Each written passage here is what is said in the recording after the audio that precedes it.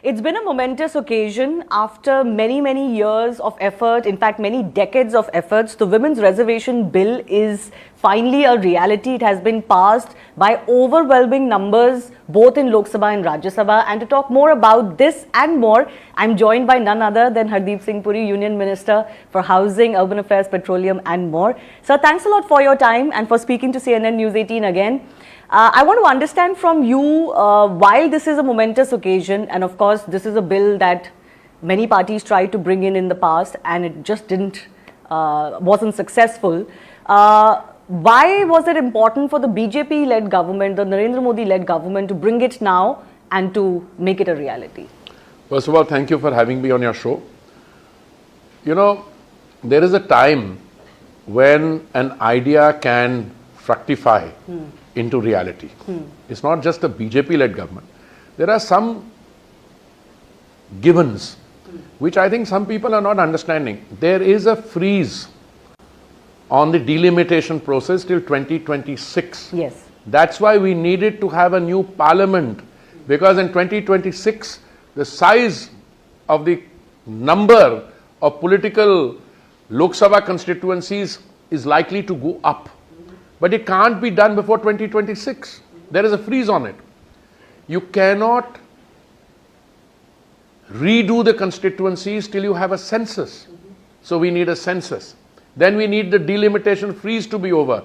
And then you can make a determination. So whether this bill had come in 2014 or 2012, it could only take effect after, because the first census, after that we have not had any census since 2011. So after 2011, there was no question of this thing, a next census. Okay, you could have done it on the basis of 2011 census if the Congress government had done. They didn't.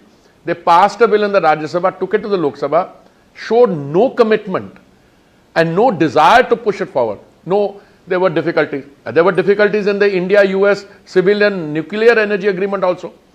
The Prime Minister was willing to stake the future and survival of his government just to get that legislation passed. But he was not showing the same commitment when it came to the Women's Reservation Bill. So that's one point.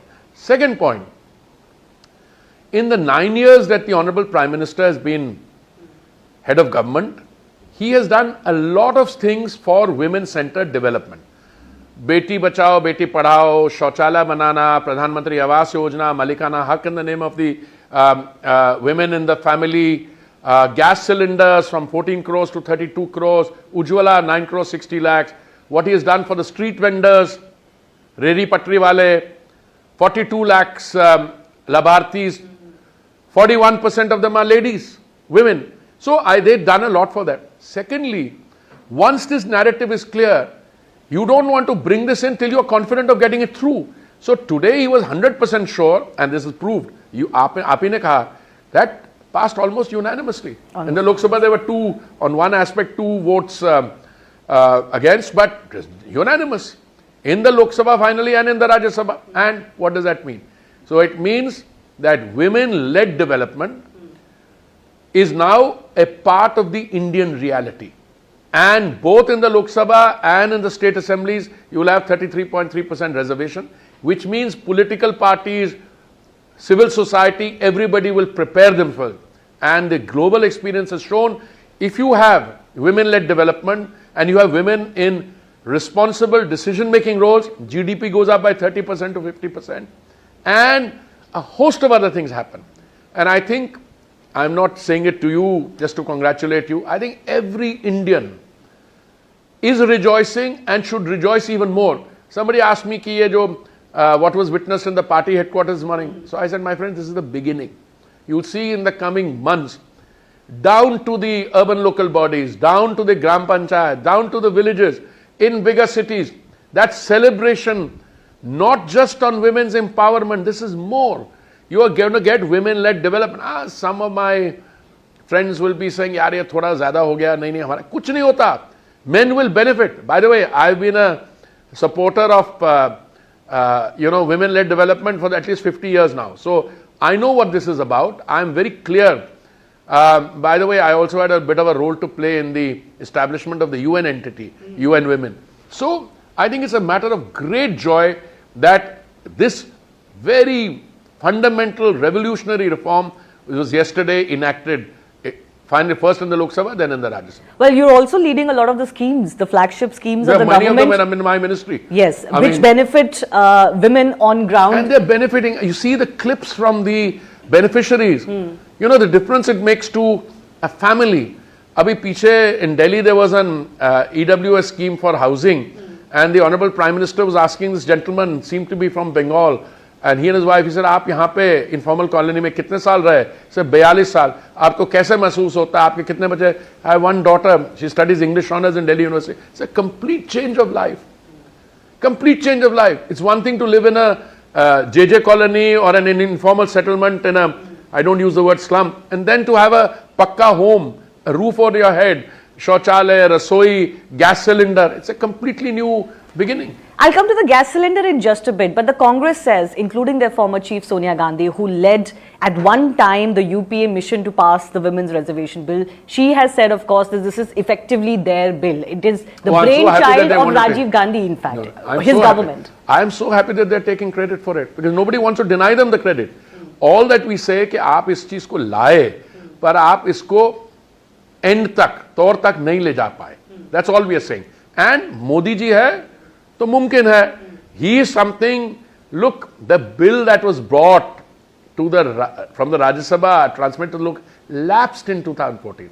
One of them got up and said, ये तो हमारा bill, ये आपका bill नहीं है. आपने कोशिश की थी, आपको सफलता नहीं मिली. ये मोदी जी की है. Modi ji brought in all the women-centered development, and he's resurrected that bill with changes. And today it's seen the light of day. So one of the changes which the Congress party is, still today Rahul Gandhi has talked about is that the OBC quota is not there.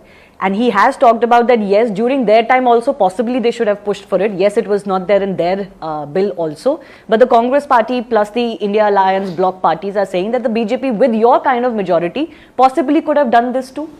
Madam, it's entirely possible that Shri Rahul Gandhi ji's statements are being written by NGOs. And it's entirely possible that the NGOs are not reading the Constitution. The Constitution as it presently stands has no provision for OBC reservation. It has for general category and for SCs and STs, scheduled caste, that is the caste listed in the schedule, and scheduled tribes so listed. Agar OBC ka hota, why would we not bring it? And we are not saying we don't want to, but do you want to delay this bill further in order till we can bring in the OBC thing? The OBC reservation of panchayats came from the state action, and for others like in the civil services after the Mandal agitation in Sri VP Singh's time. So all that can happen in the fullness of time. So I think the Congress should be well advised, encouraged to take credit and admit that something that they started but failed on, Modi ji succeeded in taking that to its logical conclusion. Well, you mentioned the Mandal Commission. I do want to ask you, because you've been a bureaucrat, yourself. Rahul Gandhi has talked about and has made this allegation against the government that out of 90 government secretaries, there are only 3 OBC secretaries. First of all, it's not correct. First of all, it's not correct. I don't know where he's got the figure from. I tried to check. I think it's, I shouldn't use the word, but it's not correct. I confine myself to a milder term. Second thing, I think the Honorable Home Minister gave a brilliant answer. He said कि secretary पता नहीं कितने OBC के, पर एक बात बताओ, अगर OBC के लिए कोई provision ही नहीं है, अगर OBC का होगा भी तो आपको पता कहाँ से लगेगा? The IAS people had just one, regular recruit or SC ST. When I joined the foreign service, those are the categories. Now after a particular time, OBC thing came, but those that happened later, they are not even due for empanelment as secretary, or maybe they will become due. So I think Mr. Rahul Gandhi, just as he probably is not aware of the fact, and the NGO didn't, I don't blame Mr. Gandhi, he's a very, very nice person, but the NGO which was writing his speech forgot to read the Constitution. Similarly, on these 3 secretaries, where has he got it from? I don't know. I can tell you, when I was a secretary to the government, and I don't want to say it because it will just add fuel to the fire, I knew where all the secretaries came from. So ये गलत बात है, और today we are all in a happy, rejoicing, celebratory mood because the Honorable Prime Minister has delivered on one of the most important pieces of legislation through a constitutional amendment, which will be a plus for Indian society, not just for women, but for Indian society. But sir, there are some speculations that this might not become applicable even by 2029. We don't know who will come into power in 2024. No, 2024, I don't have any doubts, but if the Congress party or somebody else is eyeing power and they don't have confidence on themselves from bringing it in before 2029, I have nothing to, I think they should. Because the delimitation process and the census process takes a lot of time. No, census will be, the census has been delayed rightly. We are operating under 2011 because we were in a, not just economically, but physical lockdown situation. Look, I was civil aviation minister, I know this. I mean, movements are not possible. We were bringing in people from Vande Bharat from outside. So there is a delay on the census, but the census will see the light of day very soon. Then the freeze on delimitation will be lifted by 2026, and then you can make a determination of which of those seats will come, and it will be implemented both for the state assemblies and the... So you're hopeful that by 2029... I'm not hopeful, I'm 100% sure. I'm not just hopeful, I'm being much more... Regardless of whose government it is in 2024. Yeah, absolutely, because the pressure from down, under, and I'm even more sure because I'm sure it will be a BJP government. Okay, but you talked about rejoicing. I do want to ask you, recently the government slashed the cylinder prices and it was done on Raksha Bandhan, and it was a gift of sorts to the mothers and the sisters of the country by the Prime Minister and your government. But in many states, if you see the ones going to elections as well, the governments, including BJP governments, are offering even less. For example, BJP is offering 450 rupees cylinder now in Madhya Pradesh, which is going to polls. In Rajasthan, Congress gives it at 500. They're making similar promises in other states. Are you also going to maybe reduce it a little bit more and give more joy to women? I am not going to speculate. This was a very far-sighted and a very sensitive decision by a Prime Minister, all of whose schemes have our daughters, sisters and mothers in mind, taken on the equation of Raksha Bandhan. Okay? This was one of many decisions he took. One is that for the beneficiaries of Ujjwala, who were already getting 200 rupees into their accounts, DBT, there will be another 200 reduction, they get 400. For the others, it will be 200 reduction. And I think it was welcomed by everybody. He also decided that another 75 lakh connections, cylinder connections would be given to beneficiaries.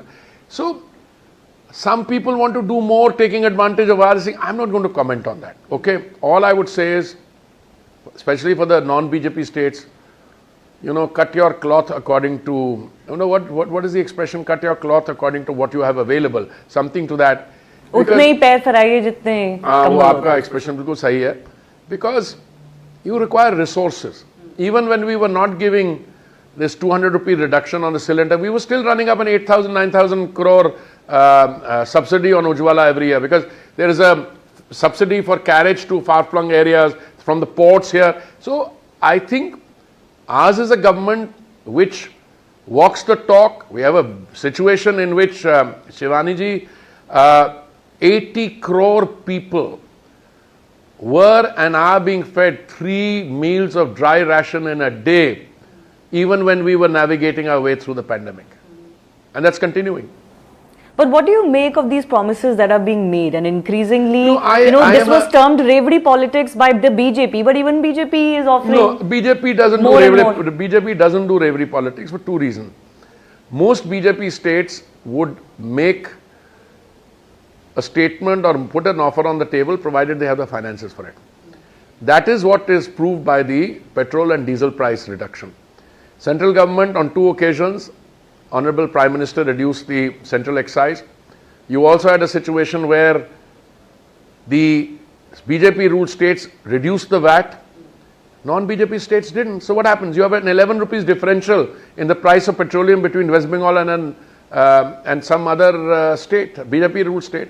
8-9 rupees differential between diesel price in a non-BJP state and a BJP state. By and large, I think, BJP states tend to be more responsible in terms of fiscal discipline and in terms of overall discipline. I'm using my words carefully. I mean, if you are in electoral politics, there's a tendency everywhere. But a BJP ruled state also has to look over its shoulder and see what's happening in Delhi in terms of maintaining the price line. Okay. I do want to take your opinion also on the other burning issue that we are witnessing in India these days, and as in your experience as a former diplomat as well, what do you make of the kind of allegations that Canada has made? And of course, India has responded to it, but you know, this is a very sensitive issue for India. No, the Khalistani movement is a very sensitive issue for India. No, I'll tell you very clearly up front. First of all, this is an issue which is firmly in the domain of the Ministry of External Affairs. Yes, sure. The official spokesman, JSXP, Arindam Bagchi, had a very detailed press conference yesterday. I think it took questions from every journalist, took supplementary questions, and he's answered all that. As far as I'm concerned, this is an MEA thing. But I'll tell you, you use the word allegation. 1 minute. Allegation is very different from evidence. Okay, let's put it at that. I'm sure the MEA will deal with it. As far as I'm concerned, there is no question of compromising on issues of terror. I've chaired the UN Counter-Terrorism Committee, and all this business about you being soft on one terrorist, you know, can't get a definition because one man's terrorist is another man's freedom fighter. This is all a lot of so-and-so. Today, as far as we are concerned, there are people who are fugitives, who are in violation of our law, etc. The government will deal with this properly. But do you feel that there is a concern for India that as it rises, there are inimical forces? Are you telling me that there will be people envious and jealous? Of course there will be. But I think India is capable of handling it. I mean, the fact that the Prime Minister in India played the unifier in a deeply divided world and you got the G20 outcome that you did speaks volumes for the maturity of the leadership. But there is a sense in India that now that the Kashmir issue is no longer the burning issue, a lot of the forces are using the Khalistan issue to, you know, drive some wedge between communities in India. How do you see that? Because you fought an election from Punjab as well. No, I fought an election from Punjab. I'm very familiar with Punjab. I go there at least once or twice every month. There's nothing to worry on that count. Our people are mature. And more than that, I think for anyone to believe that outside forces with a little bit of funding of nutcases can create social or divide here, I think it's their imagination being allowed to run riot. Thank you. All right. On that note, thanks a lot for speaking to us, and many congratulations once again. Once again to you also and to your viewers, especially all our lady viewers. Heartiest congratulations. Thank you. Thank you.